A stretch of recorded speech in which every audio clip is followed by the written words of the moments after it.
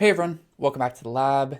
In this video, we're going to be talking about 3 areas I'm exploring to build more side projects faster and cheaper in 2024. So I build a lot of side projects, but I want to build more in 2024.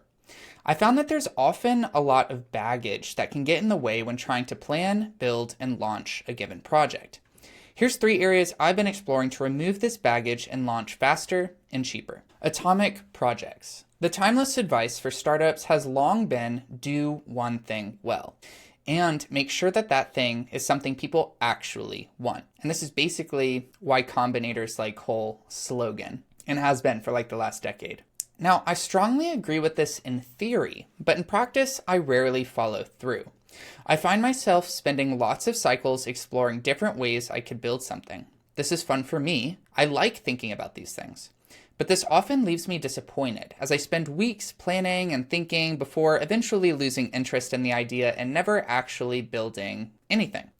Fast forward a year and I'm left with dozens of plans and 0 finished projects. This year, I'm trying to do things smaller, actually doing one thing and only one thing. I'm calling this an atomic project.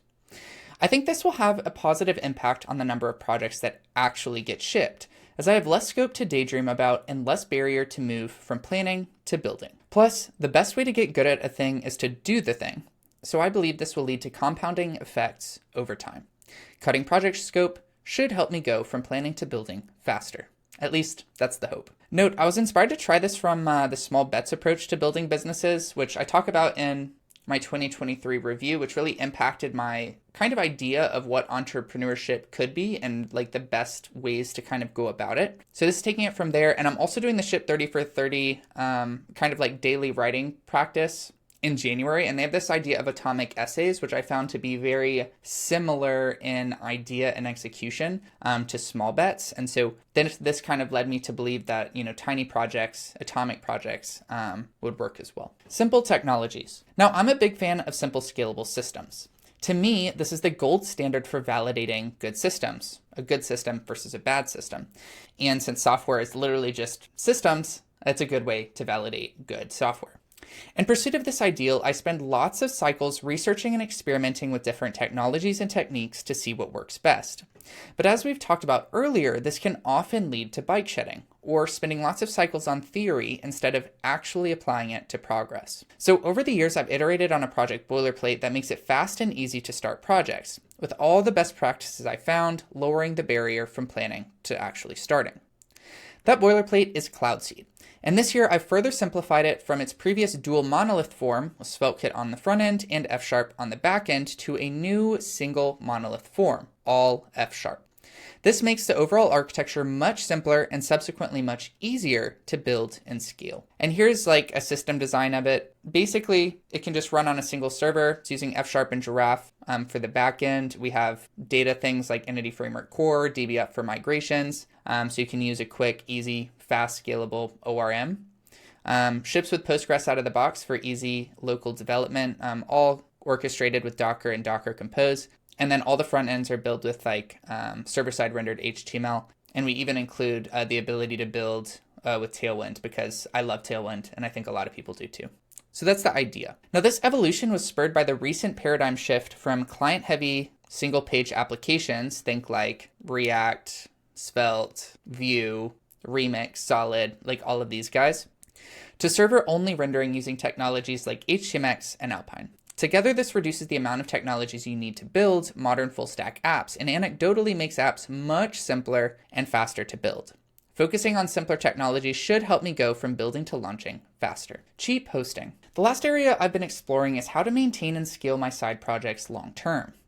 I build a lot of side projects, which means any extra maintenance cost for one project leads to a large cost increase across my dozens of active projects.